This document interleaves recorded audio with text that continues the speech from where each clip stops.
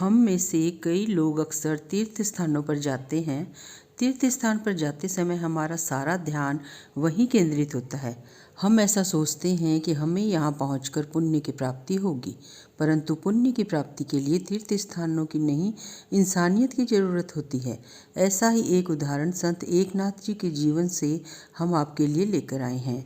इससे ये हम सीख मिलती है और ये कहानी है सच्चा पुण्य। एक बार संत एकनाथ जी के मन में त्रिवेणी, गंगा, यमुना और सरस्वती के संगम में जाकर स्नान करने और वहां से जल भरकर रामेश्वरम में चढ़ाने का विचार आया।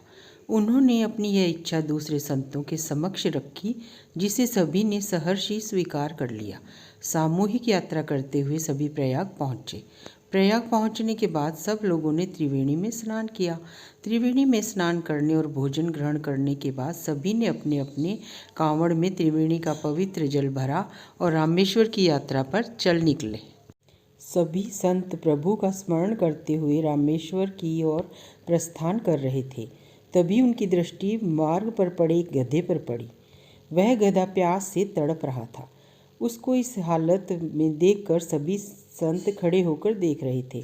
वे चाहते तो उस गधे को त्रिवेणी से लाया जल पिलाकर उसके प्राण बचा सकते थे, परंतु सबके मन में यह प्रश्न आ रहा था कि अगर उन्होंने यह पवित्र जल गधे को पिला दिया तो रामेश्वरम में जल चढ़ाने के पुण्य से वो सब वंचित रह जाएंगे।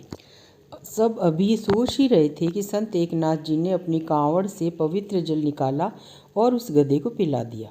सब आश्चर्यचकित होकर संत एकनाथ और उस गधे की ओर देखने लगे।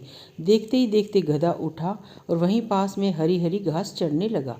इस पर सब संतों ने कहा कि आपने अपना जल गधे को पिला दिया।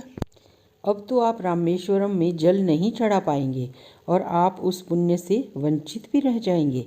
तब संत एकनाथ ने उन्हें उत्तर दिया, प्रभु तो कण कण में निवास करते हैं, वह तो हर जीव में है। उस गधे को जल पिलाकर और उसके प्राण बचाकर मुझे वो पुण्य मिल गया जो मैं लेने जा रहा था। यह उत्तर सुनकर सभी निरुत्तर हो गए।